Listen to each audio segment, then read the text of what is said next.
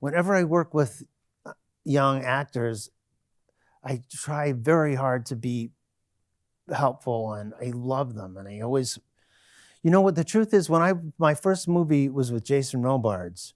So he really took me under his wing, and I used to go to Connecticut to his house, and he would ask me what I was doing, and he took a real interest in me always. And he did that to other young actors too, I know. I remember telling my mom, I was like, I wish I could thank, after he died, I was trying to write for his funeral or his memorial, to thank him. And she said, you can thank him by do it to other youngsters like he did to you. I very much feel sympathy for a young actor who's not used to being around all these sour old pros, and and they're nice to have because they make you remember that it's exciting to be here. Yeah.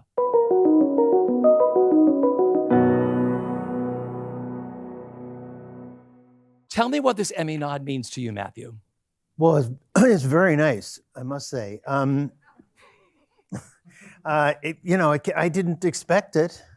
I was just making coffee, I think, and I got a text message. I hadn't even noticed that was the day. I'd been kind of trying not to think about that, But and then I did a little interview a few days ago about it, and the guy said, "You must feel great because your other Emmy nomination was 30 years ago." So I said, "Yeah, I feel especially good because it took 30 years." So yeah. But the last one, of course, was with Jack Lemmon in A Life in the Theater, which you did. Yeah. No, this one was like, it was so fun to do it and work with Marty and Steve Martin. Marty I know pretty well, and Steve Martin I didn't really know, but got to know him a little bit. It was so fun to be there, and the part was so funny, and then this came about. So, I'm delighted by it. Yeah, really. Because, I'm going to set things up. You saw the little clip that they ran from his episode. But so at the end of episode 6 on season 3, Charles, played by Steve Martin, is quitting the musical Death Rattle Dazzle. That Oliver, played by Martin Short, is directing, and that created the need for a replacement. And the idea was, who could be a great replacement star that'd be a threat to Charles and a saving grace for Oliver? And whoever they cast had to play themselves and be comfortable of making fun of himself. Yeah. So how were you approached? And what made you say, okay, I'm going to do this? I just wanted to be in that show. I just, wanted to be with them. And they said, you're playing you, but it's not really you, and I hope it's not really me, because he's kind of a horrible person to work with. Yeah. Which I like to think I'm not. But you knew the showrunner, John Hoffman, right? I knew John Hoffman. We had tried to work together that never got made. So I did know him, and I really like him. And I just know that his writing is so good. I was just very happy to be invited to join, Did you have questions for him, like, what version of me is this going to be, knowing what the show is like? No, I just read it, so I got the idea, and I was a very over-prepared, annoying actor, I think, and which Nathan would laugh about, because he's like, "Don't you write anything down? My script has no notes in it. Like my script, after working on something for 6 months, looks like a brand new copy from the drum and it doesn't look like anybody even looked at it." Yeah. So you don't do a lot of that stuff. You don't write stuff in, like, I enter from the left, I stand here, I pose by the fireplace. No, I keep saying, yep, got it. And then they say, from the left, and I say, oh, sorry, I forgot.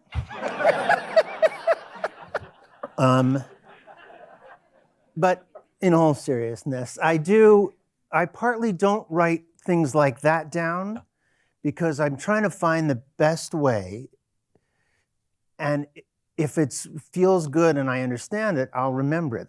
That's a little bit my secret method in there, if there's any method to it. If I start writing things down and doing what I wrote, I feel like I'm gonna get stuck in something that I might find something better if I let myself take my time a little more, and sometimes you forget something and something better happens. Sometimes. How Sometimes good, everybody says, why do you keep forgetting? Yeah. well, talking about forgetting, how good are you at memorizing lines? Were you always good at it? I was always good at it, and I'm still good enough at it. You know, it takes much more effort. I think most actors will tell you as you get older. I used to barely have to. I would just rehearse and then know it, but now I have to study. Because Nathan knows everything. Nathan knows he knows everybody else's lines from. I don't know how long he takes to learn it. I don't know if it's that he takes a long time with it, but I suspect it doesn't take him all that long. He sort of has a photographic memory or some version of that. He's very quick. And he remembers them years later. You know, if you ask, what did I say when you said this? He'll tell you. You know? And you'll forget what you did. No, I'll remember, but you know, he can really remember. Yeah. You know, Kenny Lonergan, who you mentioned, is like that too. With movies, he can, and he said, "What did Meryl Streep say with the dingo?" And he'll tell you exactly what she said, and it's great. Well, I want to talk about being on the set with Steve Martin and Martin Short. How did you all keep a straight face? I mean, seriously, because you worked with Marty before, and he just cracks up 24/7. Yeah. So what was that like being on the set with them? It was great. I laughed all day. I came home with my face hurting from grinning, and they're good audiences too. You know, like they were laughing too, and they were also very funny when we'd be in our little chairs waiting. That was almost the funniest part. We'd be over there, and just to hear them argue was great. Not really argue, but no, it was hilarious. You know, it was great. I kept a straight face. Yeah. How long That's was my job. Yeah. How long was the shoot? Do you remember how many days you worked? 3 maybe, Okay. I think. And I had to pre-record a little bit, and I think it was 3 days. Because we're going to get to the pre-recording. You also got to sing on the show a bit, Yes. a tongue twister of a musical number called "Which of the Pickwick Triplets Did It?" Written by your Yes. pals, of course, Mark Shaman, Scott Whitman, Benj Pasek, and Justin Paul. Yes. Was it challenging to learn? I didn't have to learn the whole song. They told me exactly which parts. I didn't have very much time, but I had a recording in my phone, and I just would walk around the city, you know, listening to it. And that's how I did it. Yeah, it would have been hard to. I think Steve Martin had to learn the whole thing. Yeah. But you know, he was paid a lot more too. So that makes sense. Because I remember, I think you told Scott and Mark that you were going to do at least part of the song, and Scott was like, "Good luck with that," because there's a tongue twister. It was sort of like, Yeah, he said we wrote it to be the hardest thing you could possibly have to say. But well, you were flawless with what you had to do, yeah, my yeah, friend. yeah. Well, I want to go back to the beginning. You come from an Stop incredible. drinking so much water. Okay. No, you can drink all the water you want, No. and you can take a break if you want. Okay, let's take a break. Okay. I want to go back to the beginning. You come from a wonderful show business family. Your dad was a highly respected actor, James Broderick, who I told you I got to see on stage, and family was so big in our house that the TV series with his father and Seda Thompson and everything, just life-changing for all of us. And your mom, Patricia Broderick, was a wonderful playwright and painter. But you initially weren't sure if you wanted to be an actor. No. So what set you on your path early on? Well, when I was very little, apparently I did want to be an actor. And in fact, when I was 5, we had to, or 6, we had to fill out library cards at my school. And under profession, I wrote actor. Probably spelled with an E instead of an O. And so I must have wanted to be an actor back then. But I don't remember that too well. I know I didn't want to be an actor when I was 7, I think. My father was doing a play, and it was directed by Frank Langella, I think, in summer theater somewhere, and about John Adams and Abigail, I think, and they had 2 children. So they're like, they want you and your sister can come down to Maryland or wherever we are and play these parts. You know, do you want to be in the play with me?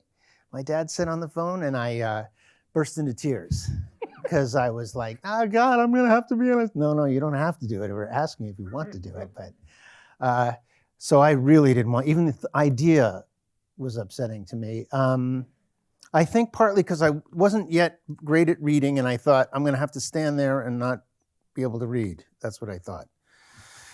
So that that took the acting wind out of my sails till I was a teenager, I think. In high school, I started, I actually picked my high school because it had a good-looking theater.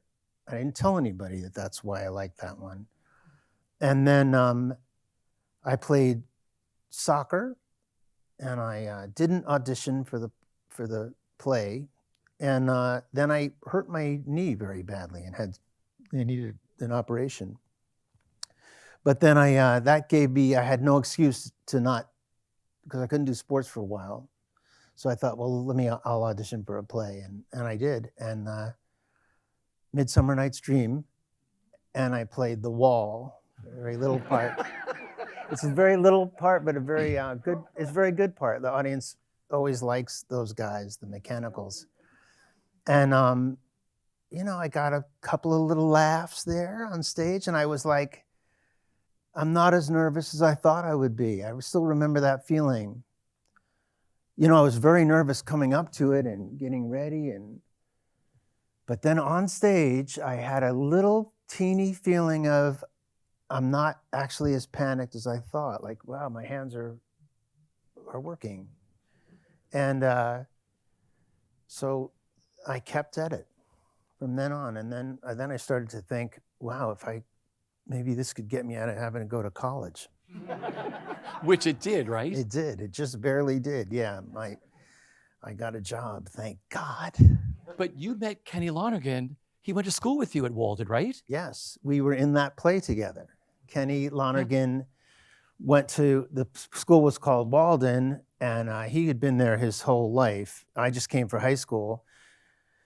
And in 9th grade, he was not in the school. His parents had sent him to Dalton, a real school, and he didn't like it, so he came back to the fake school and to Walden. And so I hadn't met him, and then I was auditioning for Midsummer, and he was sitting there sort of telling everybody, what they want to see is that you can, in a calm and relaxing way, read dialogue that sounds like it. He had all these opinions about how you should do, an audition.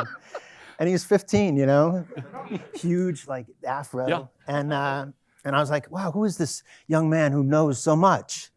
And we became, best friends, really, and still are, I think. So, that's 40 years or something like that, more than that. I just love that story that he's sitting. He played Demetrius, right? Yes, he did. Yeah. So you know everything. God, Well, it's you amazing. know how it is. Am I breathing into this? No, you're I heard like yeah. You're doing good. Okay. Well, that led to you doing the play on Valentine's Day, the Horton Foote play, with your dad at HP Studio. Yes. Now, what was it like working with your dad? Because was it easy, comfortable, nerve-wracking? What was it like?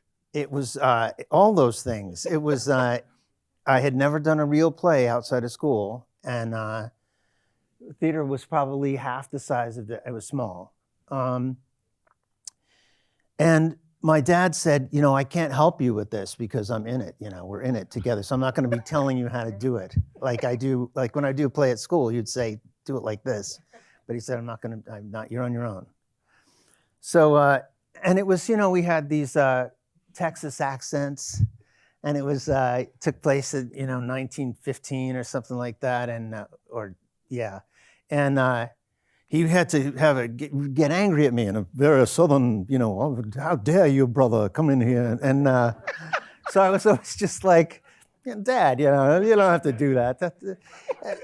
You don't have to talk like that. But, it was a play, so he did have to talk like that. But it just seemed silly to have your father yell at you with a fake Texas accent.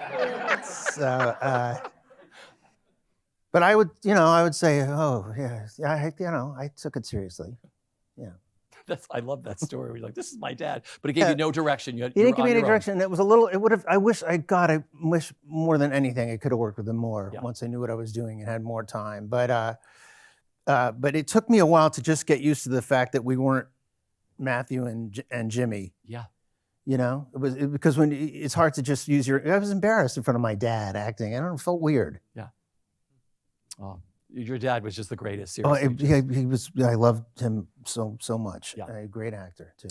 We said what kept you out of college was your first big break was off Broadway in Harvey Fierstein's Torch Song Trilogy, where you played David And you also won your first Outer Critics Circle Award for that role. Yes. And the coveted Villager Award, I believe. Yeah. That was a big award at the time. I thought it was big. I lived in the village, and the newspaper said the Villager. Yeah. I'm sure that award is bigger than the OCC was at the time. I had the Villager. I had it on my in the playbill. You know. Oh yeah. Villager Award, and Nathan was like, Villager Award. What the fuck are you doing with a Villager Award? Yeah. Very proud of that award. You should be, my friend. Proud of it. To hell with Nathan. He has so many. He doesn't need a Villager Award. He could borrow yours. How did that show start to change everything for you, though? Well, it really did. I had been auditioning for a year or more. I did get one big movie that fell apart horribly. So I did for a moment think, wow, I'm a big star already. That didn't take long. And but then it disintegrated. 2 weeks into shooting, it was Sally Field and me. It was a big deal, great director, and they just stopped.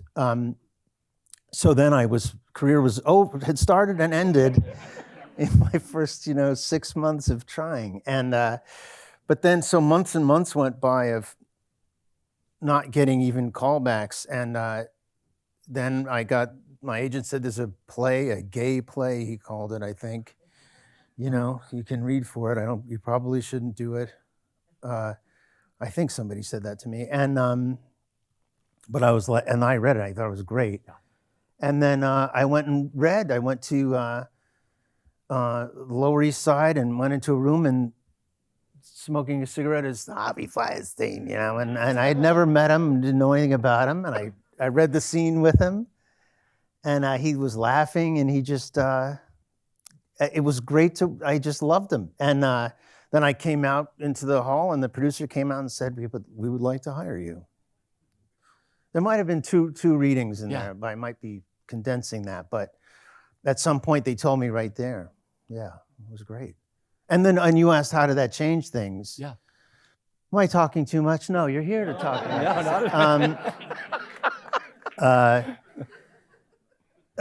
it changed. That play, when it started, I think it was 4 hours long, or maybe more originally. It was 3 plays. And it was at a place called the Richard Allen Center on the 6th floor of a building on 65th or something. And it was not selling. It was like half full or less. And we was going to run for 4 weeks or 6 weeks, and they said we're going to close after 2 because we can't afford it. And it was, pretty sad. And but then the Times, Mel Gusso, a critic from the New York Times, wrote this, glowing review, and then other critics came, and before you knew it, people were asking me, "Can you possibly get me a seat?" It just took on this heat. And then I would go to audition, before I'd go for an audition and they just were like, you're wasting our time, but after that, they'd be like, hey, any chance you could get us a ticket to, and I just had that calling card. I had a way to say, if you want to see me not just reading a piece of paper, I'm down, you could go see this play that everybody's liking. So it changes, any actor knows, it changes everything when you're anonymous to when you can say, I did this. Yeah. It just changes everything. And it was a great role, and it just was a very special time. You think they were all going to be like, it was my first one, but it was very special. Yeah. Very, very special. Well, you made your Broadway debut as Eugene in Neil Simon's semi-autobiographical play, Brighton Beach Memoir. Yeah. Winning your first Tony Award. Now, a lot happened. We talked before we went on. A lot happened to you during that time period. Yeah. Because was Herbert Ross the original director of Brighton Beach? Yes. Yes, he was. So there was a lot happening with you. Talk a little bit about the movie and the show. Everything that happened to you during that. Well, I auditioned for Brighton Beach so many times. Because everybody wanted that part, of course, and they were trying to find an unknown person, and I read like 2 or 3 times, and then they were like, now you can read the script. And but they wouldn't send it to anybody. I went to the office, to Manny Eisenberg's office, I believe, and sat in the waiting room with the script. And I was like, geez, this is absolutely wonderful. It's hilarious. I'll never get this part. It's such a shame. How great I would be, but I'll never get this. And but then I kept getting caught. I kept reading for it again and again. I started to think, you know, man, look at this. Maybe I might. But let's see. Finally, I auditioned on a stage, on a Broadway stage. I think where Ain't Misbehavin' was playing. So it was the set of Ain't Misbehavin'. I was in Brighton Beach. And I read for Neil, I think. Then I came back and read for Neil and Herbert Ross, who was the director. And I read all the scenes, and then they had, Željko Ivanek was playing my brother, came and they said, we want you to read with him because you have to be brothers. I want to see if you seem like brothers. We read together. Then Herbert said, will you read this movie script that we're going to be shooting? And I said, yeah, sure. He said, will you read for it? And I said, yeah, but I had an appointment, but I could come right back, which was a lie because I wanted to look at the scenes. And it worked. They were like, all right, come back in an hour and a half. And I was like, thank you. And I took the scenes and then I sat with Herbert in the audience because it was like this, but I just went into a seat, sat next to Herbert, and we read through every scene that I was in the movie.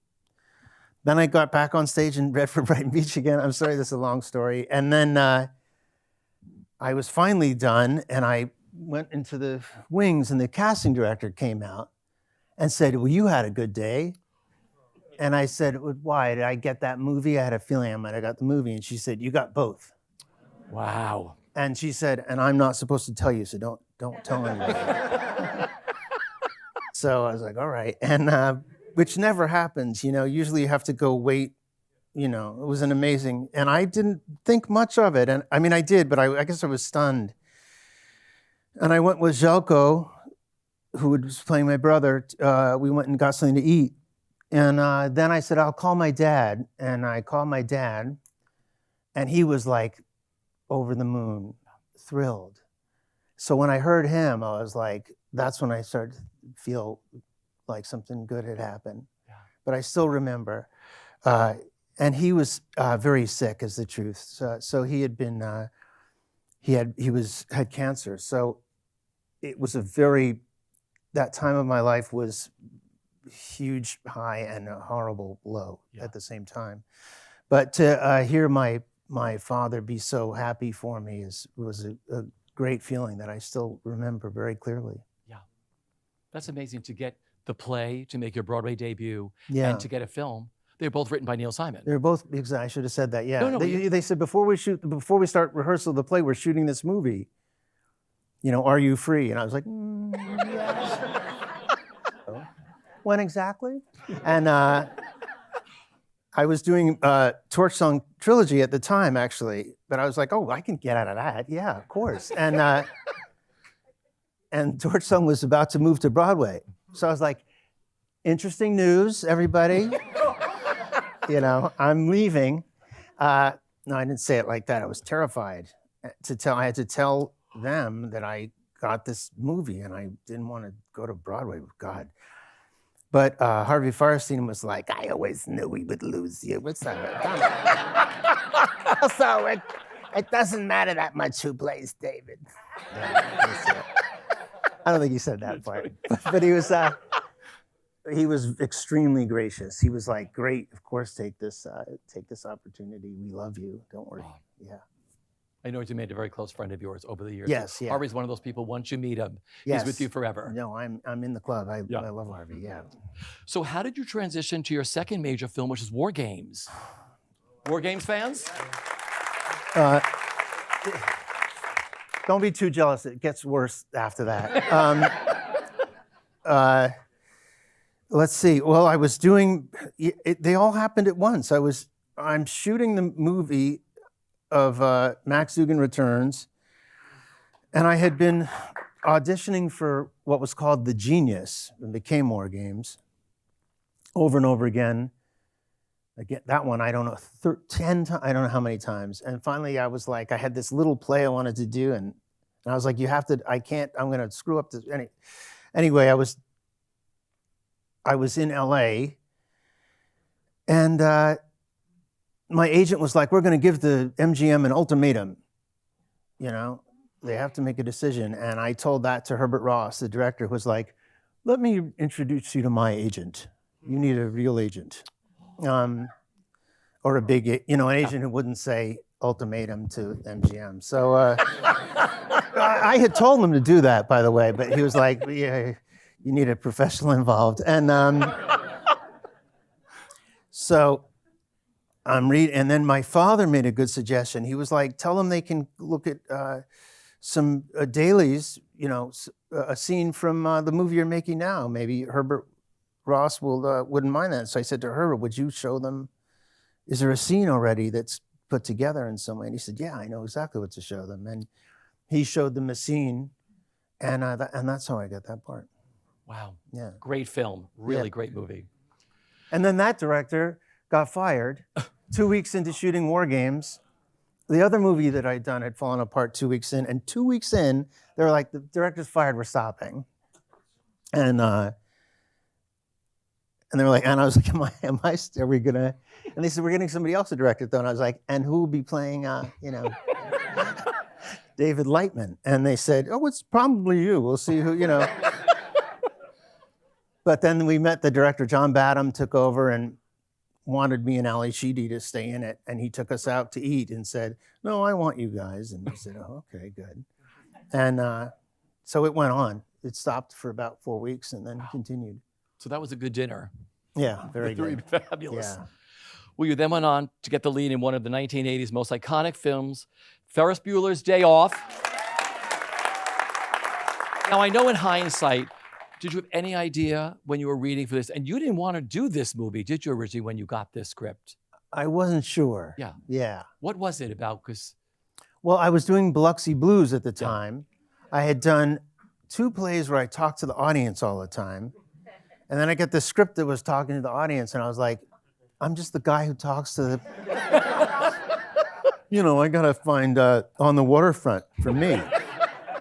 And so that's why I had a little hesitation, but not really. I read it and I thought it was great, and then everybody said, John Hughes, he's the Steven Spielberg of teen movies. So I again, that same agent, I was like, I don't know, should I do that? Since I just talked to the audience, and is that a good idea? And I swear to God, while I was hemming and hawing, he appeared. From LA. He appeared next to me. He was like, yes, I do think you should do that movie. And he would not have left New York until I said, yes, of course. I realized my craziness and even hesitating, and I said, yeah. John Hughes, what an incredible director. What was it like working with him? It was great. He was very, he could be quiet. He could be almost shy, but very funny. Yeah. Very, very funny. And, it took us, it probably honestly took us a little time to find each other. And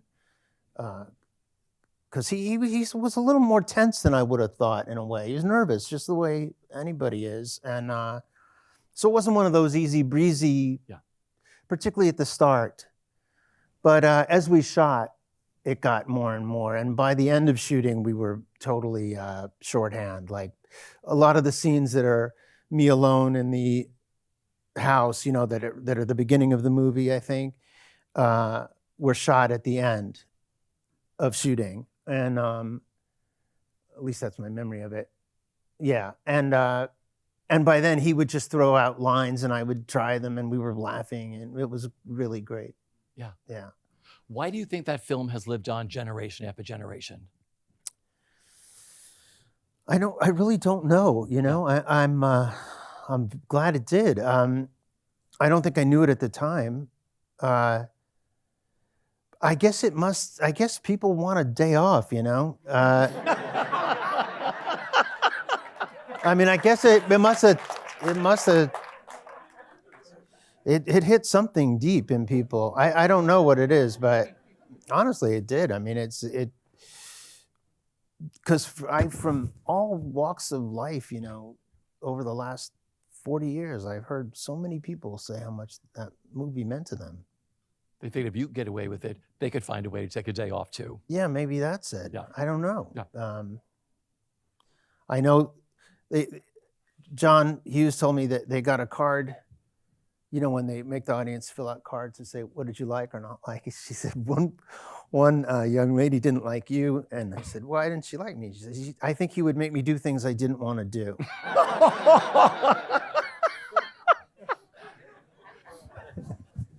Those So cards. they cut some scene after that too. They cut some line. I was like, why'd you cut that line? That's when he said, it's because this teenage girl said it looked like you would make her do things she didn't want. So.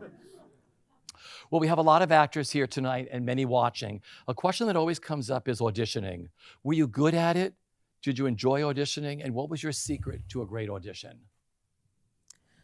I wasn't always good at it.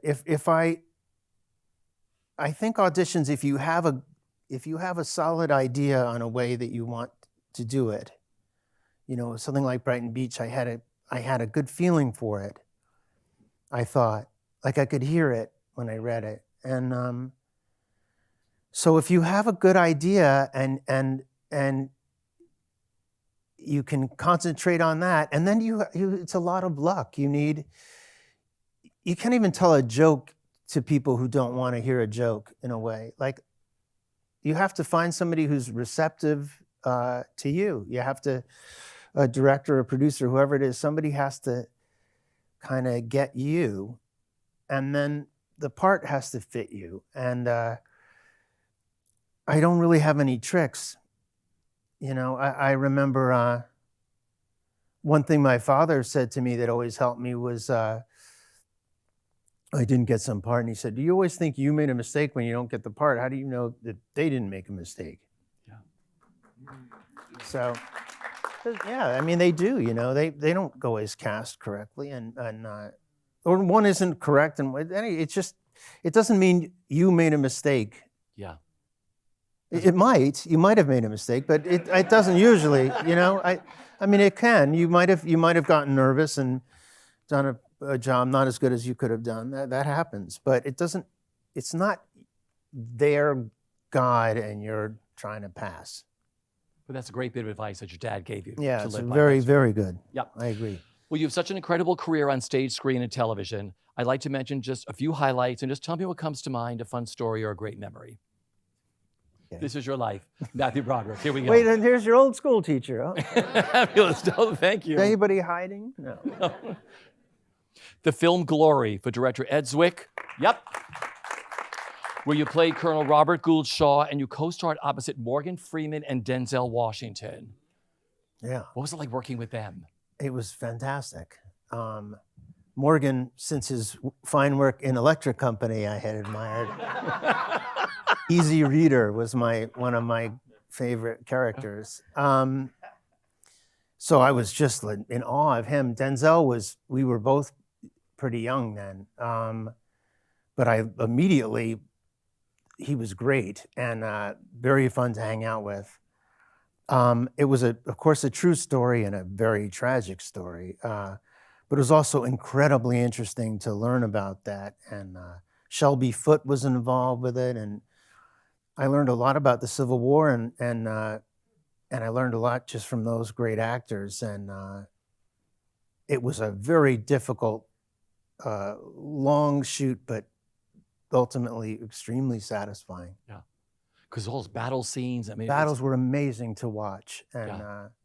Freddie Francis was the DP, a brilliant DP, and just to watch him shoot, and I'd ask him a million questions and lighting, and he had wanted these massive lights to light these. These had a nighttime enormous battle, so they had some kind of lighting rig in a crane, and the producer told him it's too bright.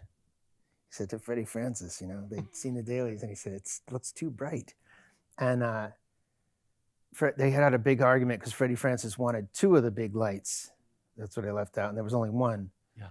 And he said, well, it's too bright anyway, the producer said. So one was enough. He said, if I'd had 2 lights, it wouldn't be as bright because he wouldn't have had to turn it up so high. So not a great story, but it's interesting. Yeah. No, It was interesting to me. You learn, because I was going to ask you, I've asked a lot of stage actors, did you... I won't do that on The Tonight Show, I'll tell you that much. I'm not going to tell that story.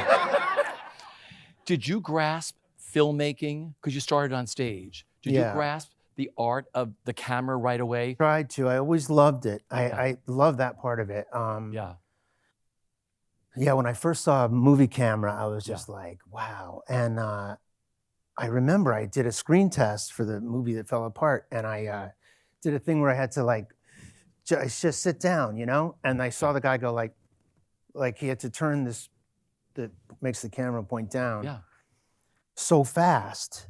And then another actor was like, just be slow. Don't like jump out of a chair or, you know, drop into a chair like in real life. They can't keep up if it's a close up. Interesting. And I used to smoke, you know, and I would always keep my cigarettes in the matte box, the little box that's attached to the camera, which was a big honor. Like the DP's cigarettes would be there and maybe the star of the movie, and that's it, because the rest of it had to be filters and stuff you need for filming. But I was very proud to have that there and hang out with the, you know, the camera crew. I liked them. Bill Fraker I worked with, who shot Bullet, the car chase in Bullet. And he would have a Chivas Regal after a day of shooting. And he'd say, come have a Chivas Regal with me. And it's like, yeah. And I'd be in the camera truck with my whiskey, you know. Because all the great stars of Hollywood always said you have to get to know the crews and the camera people. That's who make you look good. It's true, yes. Right? Yes, and sound, for some reason, I always liked the sound people. So they could hear you. They're always very intellectual. Sound people have always funny. They give you underground comics, things like that, you know. I have an original Harvey P. Carr, book 4. Have you read that one? No, yeah. You also sound good in all of your movies too, my friend. Yes. So now I know why. Well, you won your second Tony Award as Best Actor in a Musical for your wonderful performance as Finch in Frank Lester's How to Succeed in Business Without Really Trying. Thank you.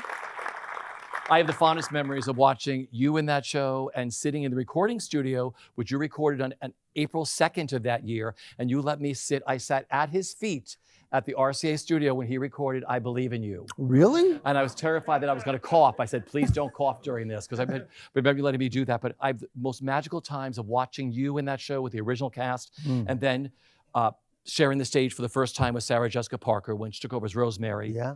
How wonderful was it working together that first time, and just how magical was it doing How to Succeed?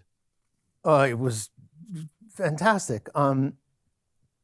Yeah, just to do a musical. I had never done one, and it was like a dream to, you know, from the first time you hear a real orchestra, and that was another long process making sure I got that part. Really? Well, I was going to do that with Gene Saks originally, believe it or not, who directed Brighton Beach after the man Herbert Ross, who hired me for Brighton Beach, had some falling out with Neil. Another time when I stayed on, but suddenly everybody had changed. But sometimes I'm the one who changes too. But the version with Gene Saks, we didn't really have the rights. Right? It's just not that great a story. But then Des McAnuff directed it, and but when I remember the first rehearsals not even wanting to sing out loud, and the guy playing the piano, Ted Sperling, thank you. I would just stand there and he would sing my songs from over the corner. And some of they told me later, some of the ensemble were like, how long did you sublet your apartment for? They were convinced we would never open, or if we did, certainly not run. But look at me now. And I don't remember what I'm answering. How magical was it doing How to Succeed? It was great. It was fantastic. It was a great time. Yeah. And yeah, and then my wife came into it, but the great Megan Mullally Oh, before her, and then I left to do a movie and came back, and then Sarah had gone in while I was away to do what John Stamos had taken over for me. So he overlapped, and then she went with him, and then he left, and I came back in, and we did the show together for 3 or 4 months, and it was heavenly. It was great. Yeah. Yeah. It was great too. I can't believe you didn't sing at those bursts rehearsals. I hadn't really, I think Ted wanted me to relax, and he also enjoyed singing. So I'll do it. Yeah, and That's hilarious. One of my favorite Broadway cast albums. Some of your greatest stage appearances have been with your dear friend Nathan Lane. Over the years, the two of you have brought so much joy to legions of theater audiences. Talk about your friendship and working with Nathan, and what makes working with him so special. Gosh, well, he's so good, for one thing. He's really funny. He's very, very prepared. He's, I don't know, we immediately had a very easy time. I don't know what that is. It's not that we've never, we have our moments of, are you sure you want to do it that way? But I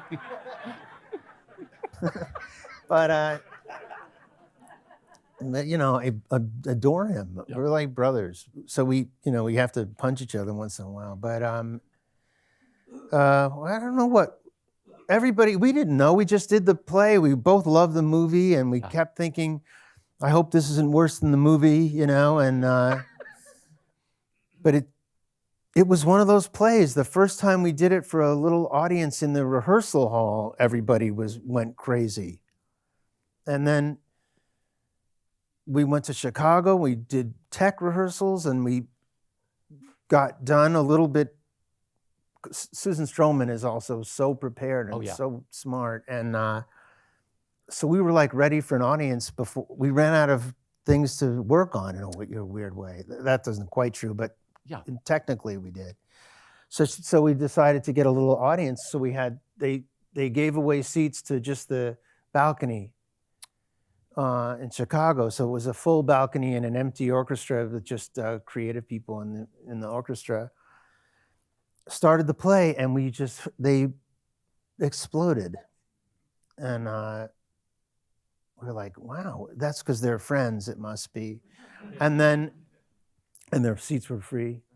But then the first preview was, I had never heard anything like that. And there was some big laugh at one point, and Nathan, with his back to the audience, said to me, "It's not that funny."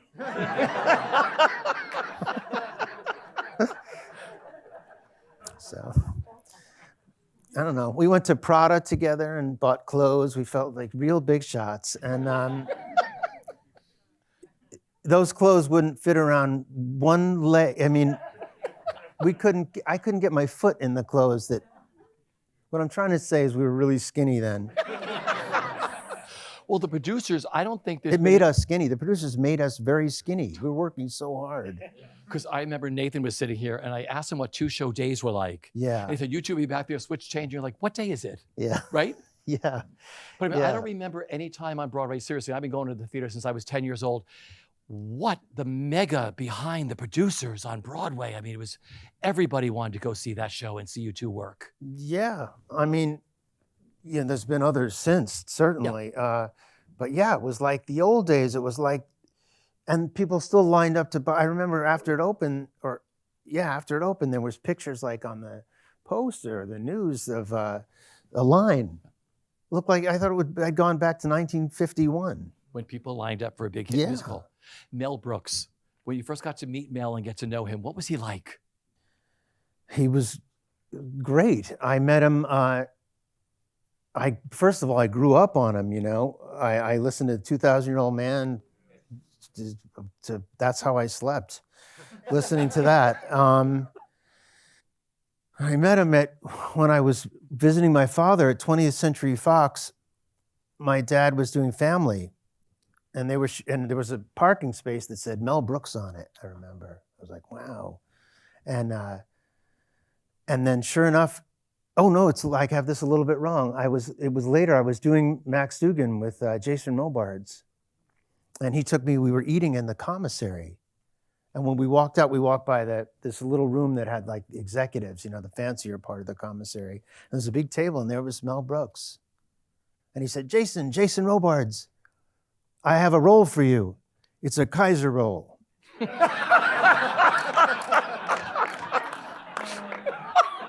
And he said, no, I'm kidding. We love you for the right price. And then he said, who's the kid? And he didn't make any jokes at me, but he was like, oh, but that's the first time I met him. He probably doesn't remember that, but. He must have been great to work with during the producers. Talk about not having, just laughing through the whole rehearsal process, I'm sure a lot of times. My God, he was so delighted to be there. He was so happy that he'd written this great musical, and he just loved hearing any music. He loves singing. It's like he just loves it. So any dancing, he was happy. I remember us trying to work out some business of walking through a door, and we kept redoing it. Me and Nathan and Stroh were trying to make this bit work, and this running thing happened where Mel would say, Matthew. So I'd catch his eye in the rehearsal room, and he went, stinks.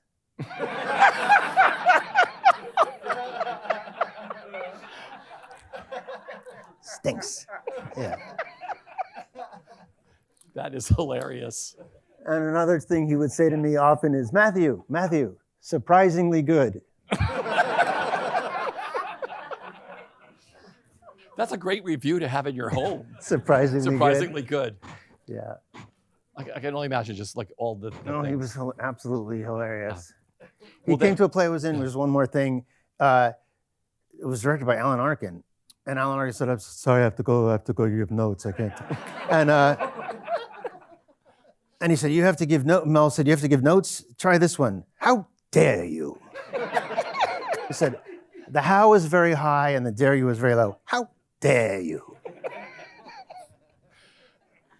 You work with some great directors, especially sure stage have. directors too. Yes. Well, then the two of you did Neil Simon's The Odd Couple on Broadway. Yes. You and Nathan. Please share a memory from that show too. Wow, that show. Let's see. That was a show where people were not quite as enamored with us, but there was a feeling that we were cashing in. I remember, which couldn't not have been less true. Whatever you think of the show or how we did it, but that was a play that we loved. That I always loved that play and loved Neil Simon. So nothing to do with cash, but it was a wonderful cast, great director, Joe Mantello, and I love that play. Yeah. I'm not thinking of a good anecdote from it. No, but it's great though because you look at old theater worlds, you look back at these incredible shows that played on Broadway, and I said I wish I could have seen those. You guys were so brilliant in The Odd Couple, and so it was a whole entire cast that you had with you on that stage. Yeah, yeah. It's nice that you all brought that back. Yeah, and Jessica Stone was in that, who's now a big shot director. Director of Water for Elephants. I mean, she's really, really She great. played one of the Pigeon sisters. Yeah. Great. So, you've done a lot of Neil Simon shows. We're going to get into the latest one, but what is it about you and Neil Simon? What is it about his writing and the rhythm? What is it why you like to do his shows? I don't know. I played him the first couple of times. I grew up in Greenwich Village, so, he's a Brooklyn person. This is very different, but I grew up also, it's not just that I grew up around probably people a little like Neil Simon. I also grew up hearing Neil Simon, and the Honeymooners and there's a period, Jack Benny, there's a period of comedy and that I relate to, and I just seem to fit. I don't like to compliment, but it just fit. I find Neil Simon funny, the rhythm and his language, his use of language is just, there's nobody like him. Yeah.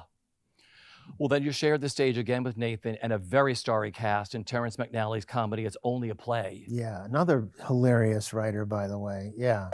How much fun was that? Because there were so many of you with so many different styles, I'm sure. Like, what were rehearsals like for that? It was like Cats. It was like, I don't mean to play Cats. I mean, it was like, you know, a bunch of cats and one trainer saying, go this way, go this way, go this way. Stop eating. It was a mess, you know, we were all so different, but everybody was behaved great though, because everybody wanted to be the one who behaved great, you know? So, Soccer Channing, F. Murray Abraham, everybody, it was everywhere you looked was a big star. And Terrence was such a lovely man and so different from Neil, but another person who's just, his jokes are just as sharp as can be and a pleasure to deliver, and to hear him laugh at you is wonderful. Yeah, because Stockard was here and I asked her a question about, did she like to get to the theater early or, you know, at half hour, did she get to the theater early to prep? And she's like, I walk in at like, if the show's at 8 o'clock, 7:31, I slap on my wig and I go on stage. Yeah, yeah. What do you do? Do you like to go early? What's your like pre-show when you do a play? I don't like to be nervous that I'm going to be late, so I would probably be a 7:15 person because I don't want to be late for half hour, but I'm not somebody who likes a lot of time. Yeah. You know, unless I have to do some makeup or something, but yeah, that's how I am. Because a lot of people like that. They want to just like get there, put their stuff on and go on stage and not think of anything. Yeah, a stage manager once told me, I can tell the people who have families or are married, they get here real early. You know, and they've laid out their room really nice. They have a scented candle and all of that. They take a long time, and the single people are like, oh fuck, it's 7:30. Sorry, I'm 5 minutes late. And they read really fast so they can get out of the theater. But the people with families want to stay at the theater. I love that. Well, another one of your closest friends we talked about is playwright and screenwriter Kenneth Lonergan. You've appeared in his plays and films, including You Can Count on Me, Manchester by the Sea. Just talk about collaborating with him and working on his projects. You did The Starry Messenger here, and then you did it in London. That's right. Right? Yeah. What's it like collaborating with him and working on those pieces? Great. I also did 4 plays in high school, little plays that he wrote. That he directed you to? He would write them. Yeah. He didn't direct them, never directed me, but and to this day, even when he's writing, he'll direct you. I love Kenny, and he can be very specific, you know. He doesn't like you to mess up his words. He doesn't care about some of them, but every now and then he'll tell you how the sentence is meant to go. A lot of writers, for some reason, seem to care that you say what they wrote. And but he's another one, you know, he's so funny. I'm using funny a little loosely, like it could be a drama, but it's just like I understand what he's saying, you know, I can understand him and he understands me like in a deeper way, you know, like, so if things are going well, we both can feel it. We feel the same time, we'll feel that, let's say that. So it'd very rarely be in a thing where he's looking unhappy and I'm happy or vice versa. Yeah. Like we're usually tuned in to the same frequency or however you want to put it. Yeah. This is a room full of actors at different points in their careers. And a question that comes up is, Tomato. Tomato. Yeah. I don't Was there a time in your career? The reason why I'm asking this question is I've had stars here, you know, you look at someone's bio and you say, oh my gosh, they've done 65 incredible things, but everybody forgets the in-betweens. So I was wondering. Not me, I don't forget them. Was there a time in your career when you felt things had stalled? And how did you move past that? Now. Yeah, seriously, yeah. I always feel that. Do you? Pretty much. Not while I'm being praised. You know, while you got Emmy nomination, look at that, I'm fantastic. And then for the end of the coffee, I think, well, it's just best featured supporting. What is that? Is that good? Anyway, I'm kidding, of course. I'm incredibly grateful for that. I am. What are we talking about?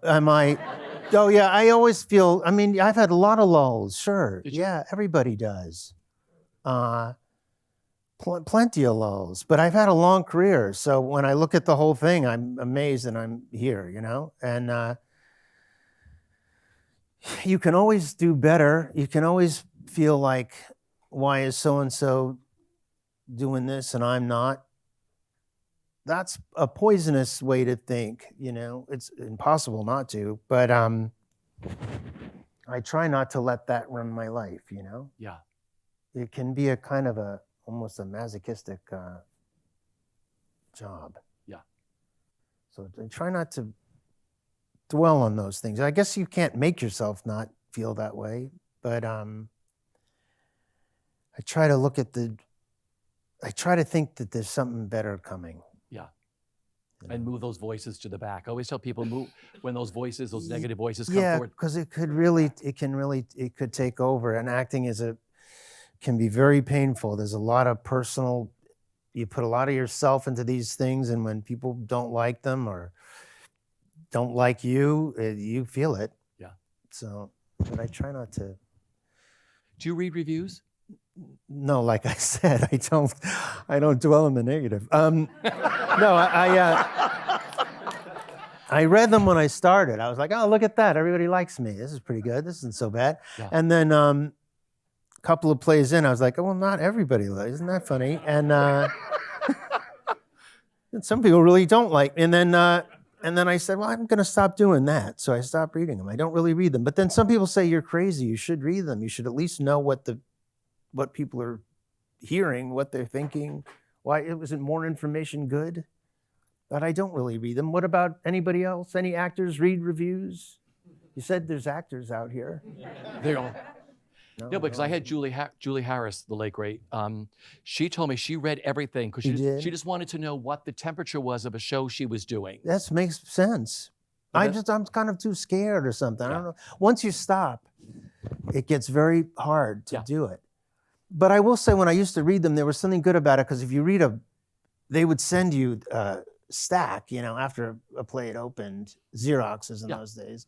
And if you'd read them, even in a success, there'd be some horrible ones, some great ones. And after you read enough of them, you start to think, but Buster Keaton said, one fellow likes me, the other one doesn't. You know, that's all it is. I guess that's why, like someone always says, that's why a restaurant has a menu. There's something for everyone. Or So of course, and I'm forgetting who said, a director said to me once, even that your most successful thing ever, there's going to be a few people in the audience who hate your guts and everything you do. Yeah. Even in the most successful thing you do, there's somebody out there thinking, my God, this stinks. Yeah. One of the greatest joys for me and legions of theater goers was seeing you and your wife, Sarah Jessica Parker, starring in Neil Simon's Plaza Suite. Yeah. When that opened in New York, you brought so much joy back to the theater of just being at the Hudson and just the energy in the house. I mean, what was it like playing the show here in New York and then getting to do it in London, the two of you? It was great. It's a great old-fashioned, entertaining show, and COVID was just ending. We stopped we were in our final dress rehearsal and stopped, and then 2 years passed.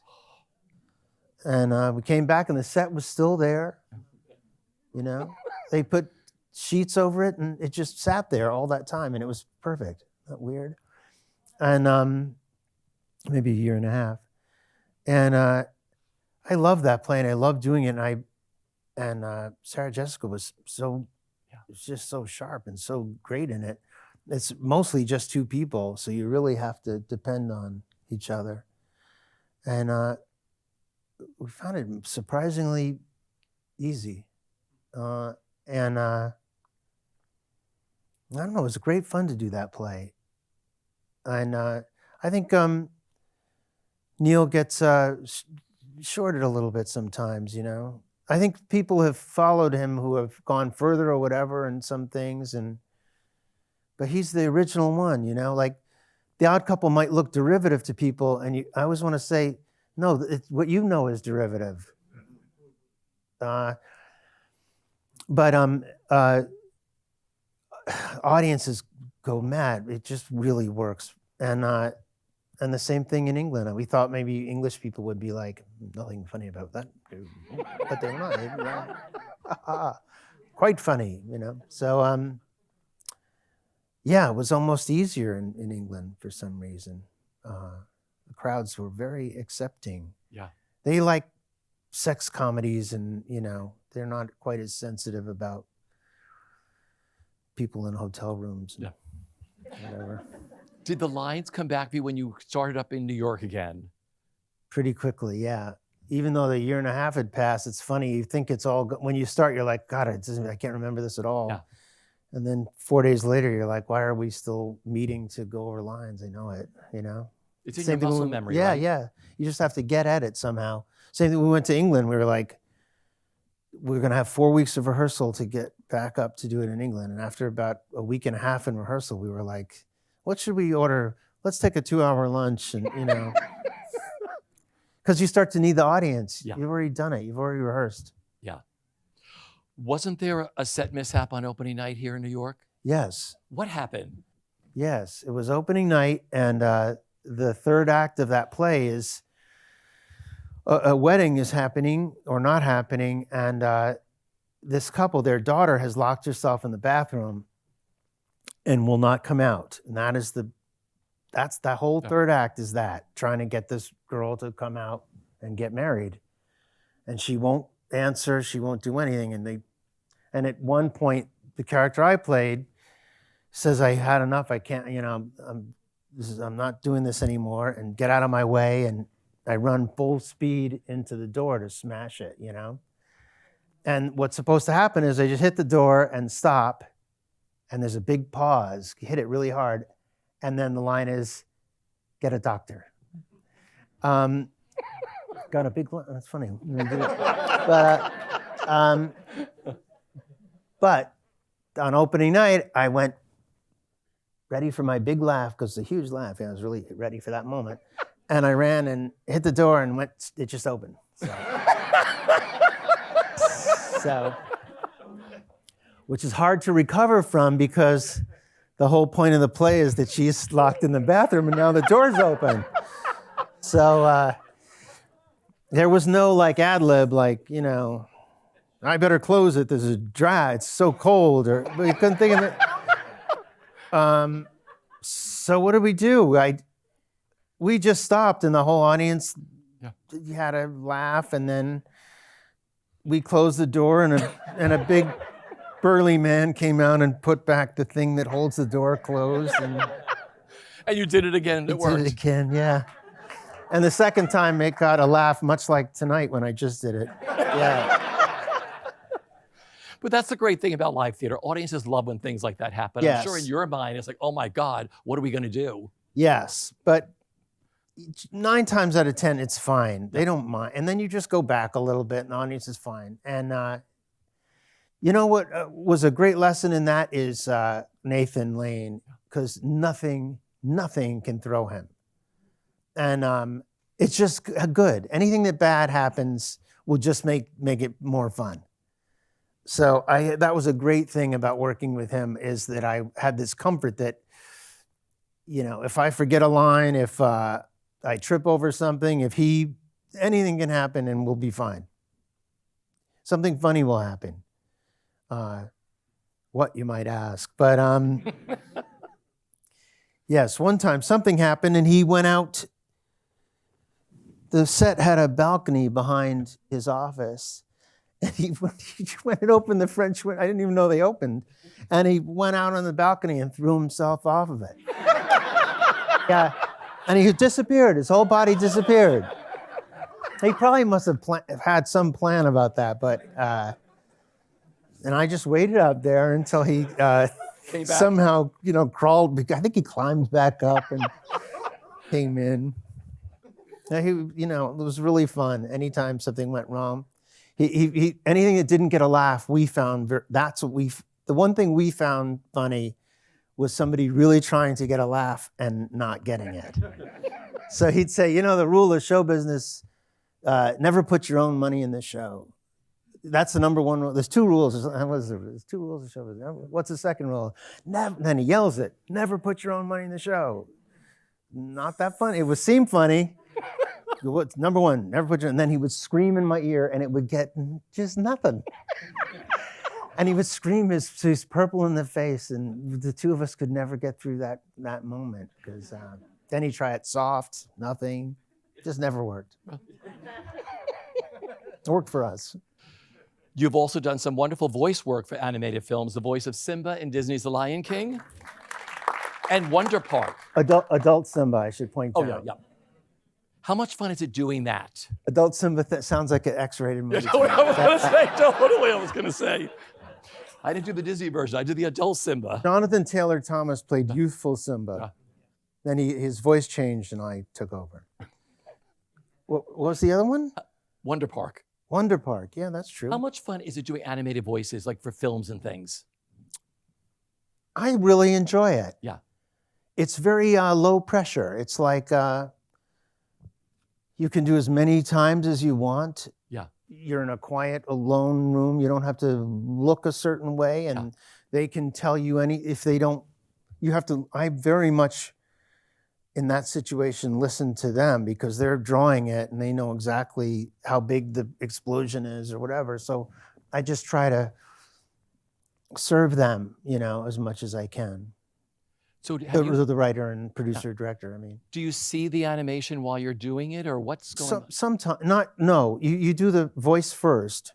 This isn't a big movie like that, like Lion King. But then they'd bring me rough sketches sometimes, drawings. Yeah. First just was drawings. When I first signed on, they had a whole room with the whole thing storyboarded. Yeah. And you could walk around this room. And it's so fascinating. And then they would show me, I forgot what it's called, but there's like a rough animation they do first, which just looks like black and white drawings, but it's very good.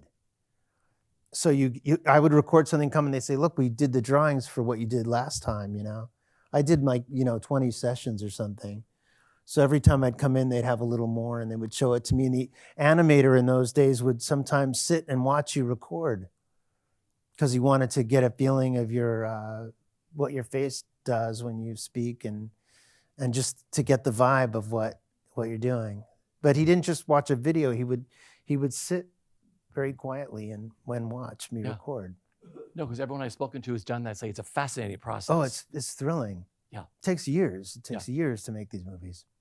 Well, most recently you starred as Richard Sackler, the disgraced former president of Purdue Pharma, who developed OxyContin. I love this on the hit Netflix series Painkiller.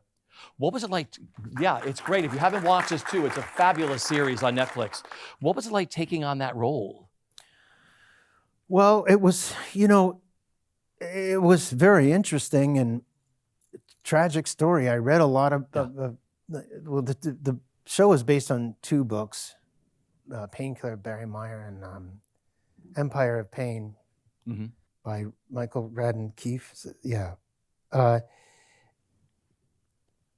Great writer and a great reporter. I got to meet these guys, which was thrilling. And, it's a very disturbing subject. The man I played, Richard Sackler, is alive. So there's very little film of him. And so I kind of just treated it as a fiction. Fiction might be the wrong word, but I certainly didn't try to do an impression of anyone. Yeah. Partly because you can watch him be deposed. Also, he's a real person, so I don't know his motives or any of that. So for me to do it, it felt much easier to think of this as a story that I'm telling. Because he's a villain, but he's not a villain. Because you look at what painkillers were sort of invented to do to help pain, absolutely. But then it turned into something different. Yeah, and that's a big subject, and a lot of people, most people would say very villainous, that family. But you didn't see him as a villain, did you? Or did you?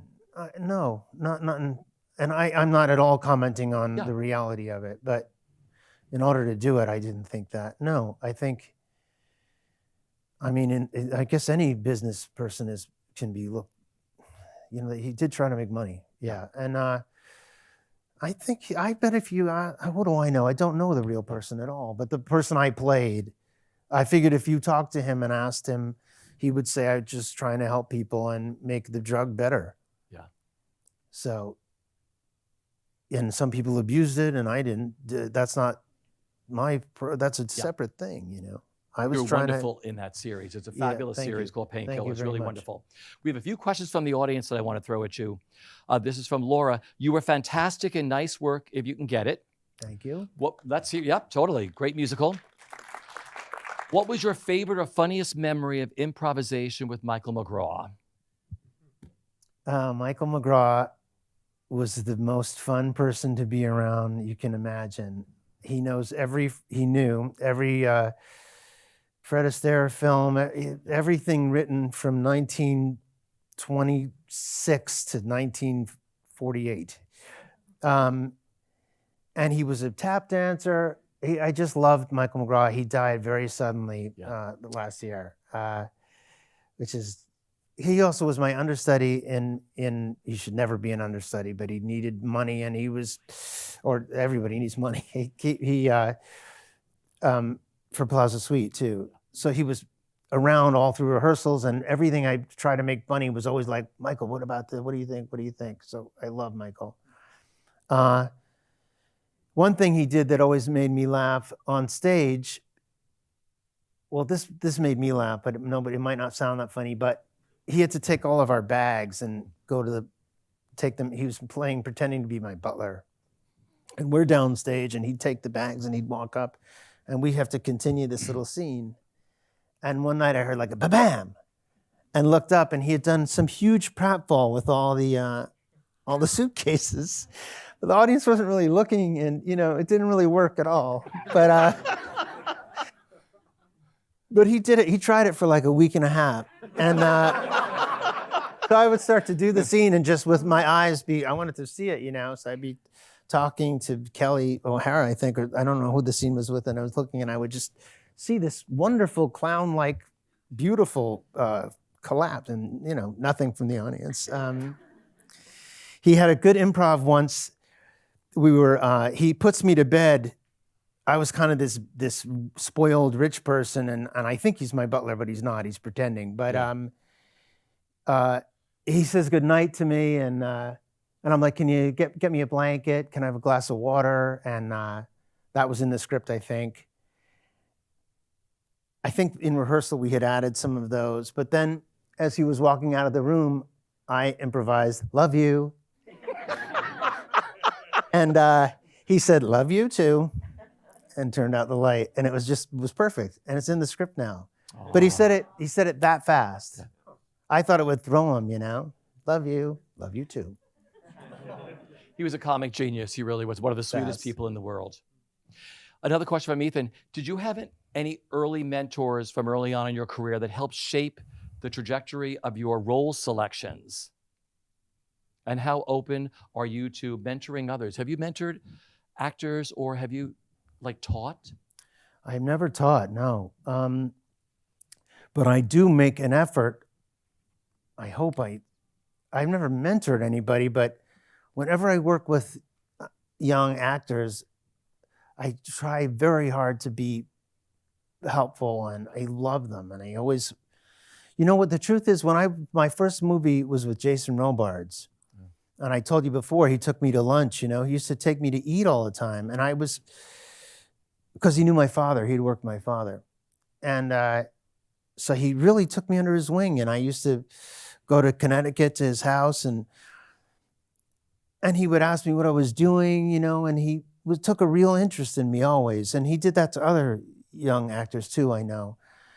And I remember telling my mom, I was like, you know, I wish I could thank, after he died, I was trying to write for his funeral or his memorial to thank him. And she said, you can thank him by do it to other youngsters like he did to you. So I always remember that. And I do I try very hard if I can to answer any question. Not that I can help anybody, but I try to make. I very much feel sympathy for a young actor who's not used to being around all these sour old pros, and and they're nice to have because they make you remember that it's exciting to be here. Yeah. I adore Jason Robards. I was able to sit with him numerous Adored it. times, and it was just Man, like, he was the best. I would sit there and be like, I can't believe I'm sitting here talking to Jason Robards. So cool. Everything Yeah. about him. He was Yeah. so elegant, and the way he dressed, the way his hat. His wife gave me one of his hats after he died. Yeah. Yeah. Another question from someone is, you studied with Uta Hagen at HB. What is one of the biggest acting lessons you learned from her? Gee, that I'm not good. I think I learned that. Yeah, I did actually, ironically, a Neil Simon scene for her once. She picked. I did some Neil Simon from "Come Blow Your Horn." Yeah, and got a lot of laughs from the class. And she was like, "That was not good, and this is why." And even then, I was like, "Oh, I heard people were laughing. What the, you old bat?" I didn't say that. I didn't say that. I did not say that. I But was you very, thought it. very polite, but I did think it. Still think it a little. but were there things from her seriously? Yes. Yeah. Oh, yes. She was very. You know what? She's a different sort of actor than me. Like she's a great actor, but she liked privacy. The fourth wall, she would call it. Where you imagine there's a painting, that exit sign, I put a painting on, I put the clock over there, and I really know the environment, and there's this wall, and that's a wall too. And I tried that for a while, and then I'm different though. I like to say there's lights, there's an usher. I like to admit that it's not real. I don't know how to explain that, but it doesn't work for me to try to pretend that I'm alone.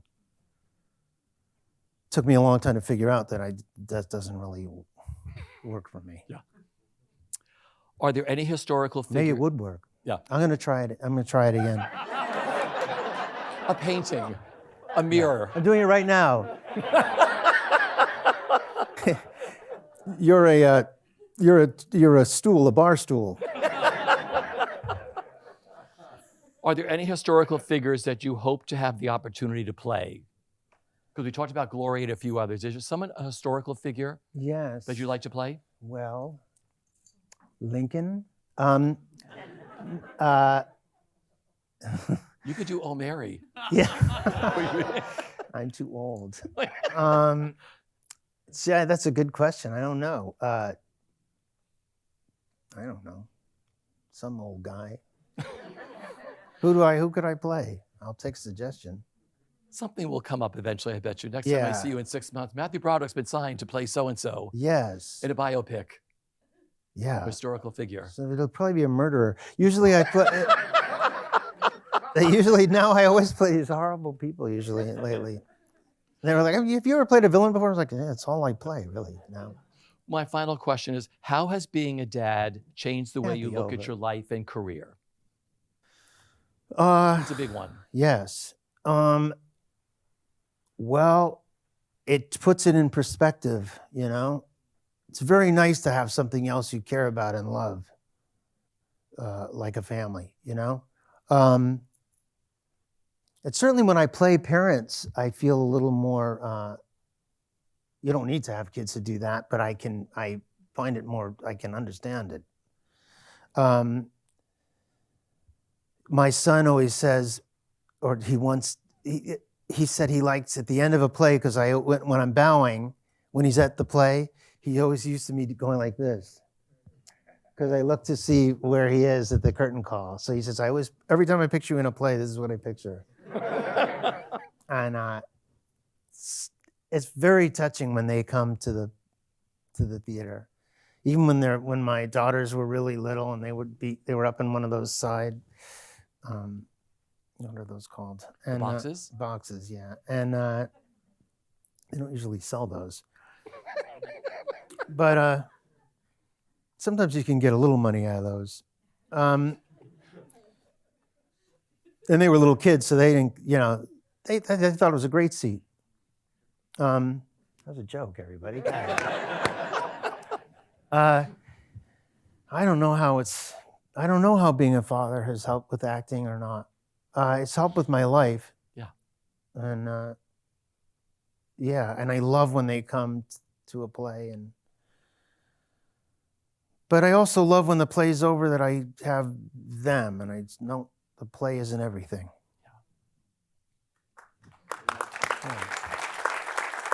I think I have known you since Torch Song, seriously. Is that right? Yeah. I think I've known you since I've just watched your whole entire career go.